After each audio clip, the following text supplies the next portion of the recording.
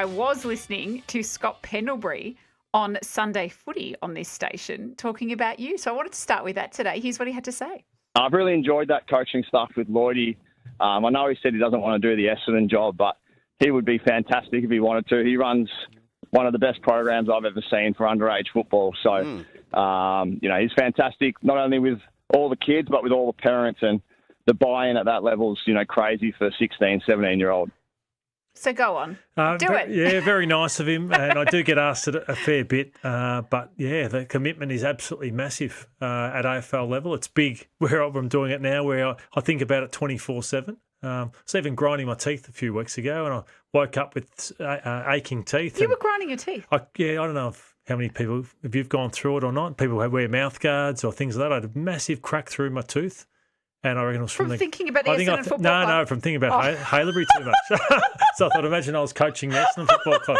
I'd have no teeth. Well, we could get you some chomp-chomps. Yeah, that's right. Get you some chompers. So I think, So never for you. Oh, it's a massive job, and I respect all 18 of them because of the commitment and how cutthroat it is. So, as I said, I've enjoyed it at a lower level, but never really had the strong, fierce desire to do it at the top level. I was listening to bits and pieces while I was away, and I felt like you got stronger publicly in your support of James Hird going for the Essendon role. Did I read that right? Yeah, I think so, Jacqui.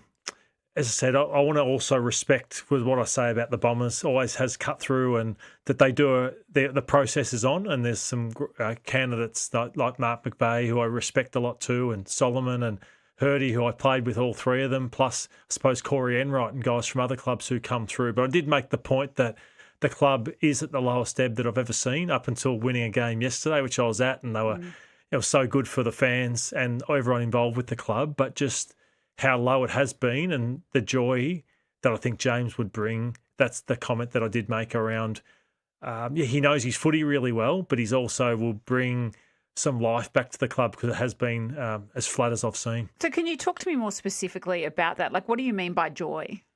Well, just it's going to be a hard few years for the club. You can see that it's going to take some time and just attending games and the drop-off in people wanting to come because of the fact that the club has won its first game in Melbourne since May last year. It's been really difficult, sponsorship and membership, and I'm trying to think of what can bring some excitement back while the club is losing. So will he bring more money into the club? I think he'll bring, absolutely. Like the membership, the sponsorship. But at the end of the day, you've got to pick the best coach. So he understands that. And he doesn't expect anything. He's in the process like anybody else.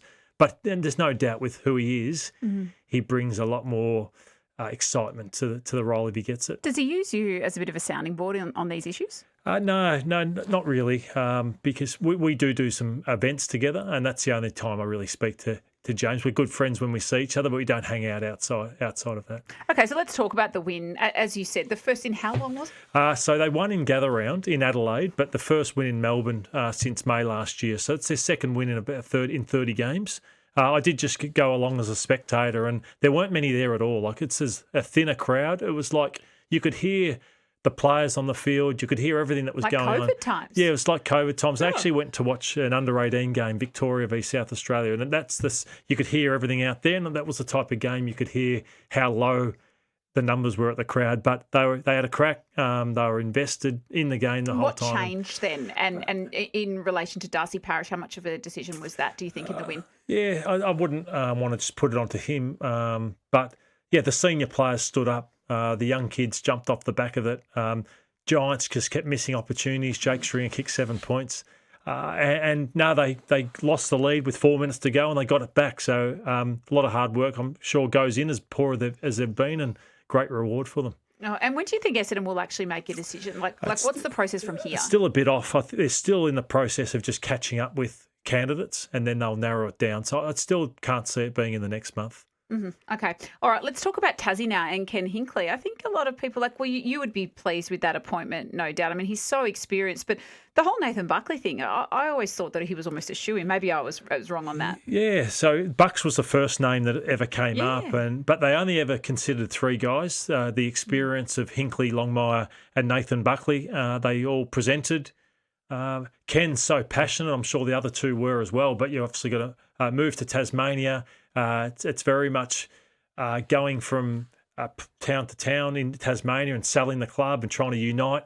I think Ken was part of a startup club at the Gold Coast Suns.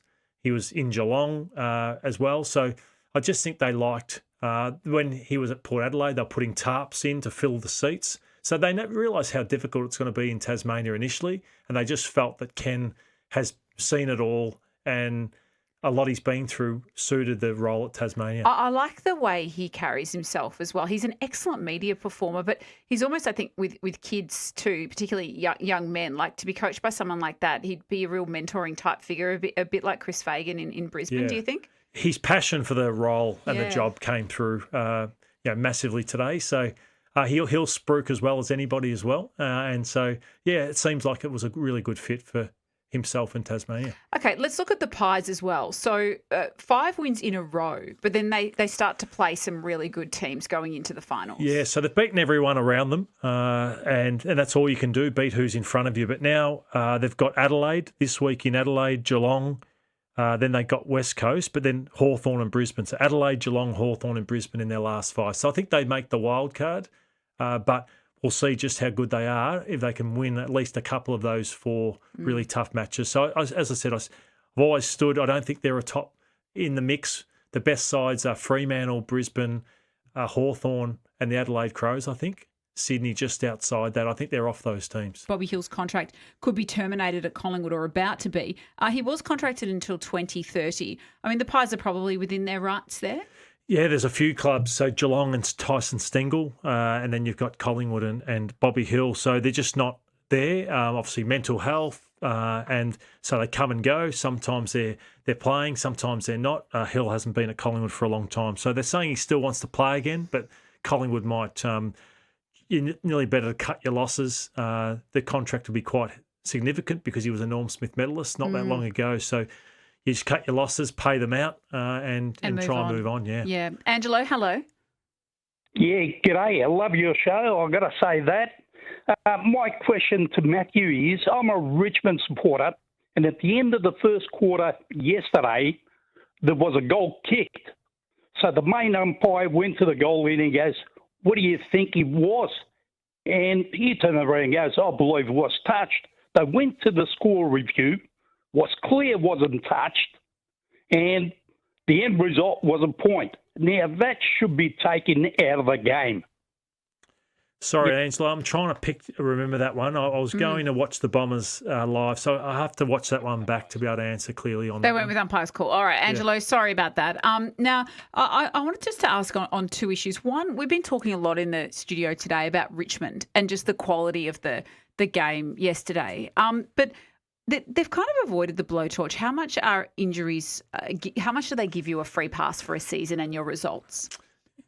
He's starting to come under a lot of pressure, Adam Uze, the coach. So I think that it won't be tolerated this time next year. I wouldn't have thought. So the president's come out and CEO has supported him over the weekend and said what a good developer of people he is and all those sorts of things. So, but a lot of injuries. So they've just moved on their fitness coach. They're looking for another one.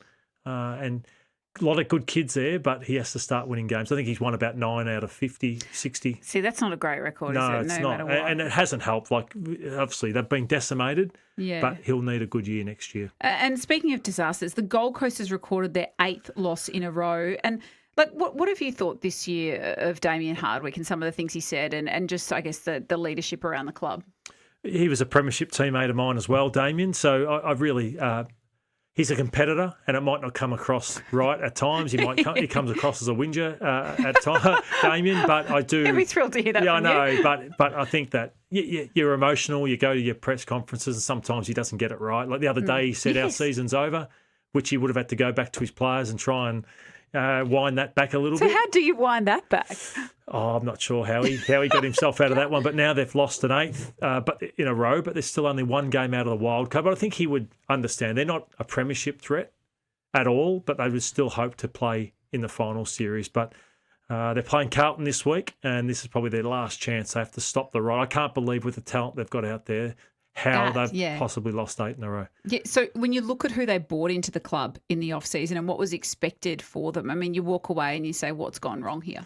Yeah, a lot of early picks like Matty Rao, Brownlow medalist, and Noah Anderson, who's the captain, and Ben King, and then a lot of kids as well on top of that. They got talent everywhere, Petrarca. but Petrarca, it only takes you so far, and Rioli and Noble and all these guys. But yeah, it's I'd love to be a fly on the wall to see what is the culture piece is like within their football club for why it's going so wrong. And I was thrilled to hear you talk to me earlier in the year about Geelong and how we're going to finish on top. But the wheels have obviously come off a bit and the injury list is long. Where do you expect them to end up now? I think they can win a final or two, but as I said, I don't think they're a top 4 side. You lose Jeremy Cameron, who hasn't been right all year. Should they have got him out earlier for surgery? Was that a mistake? Well, I think then you just look, the next best player isn't as good as him. So you think to yourself, a 60% Jeremy Cameron's better than the guy who's coming in from the VFL. And Max Holmes is as important as any player at Geelong, and now he's gone as well. So it makes it pretty difficult.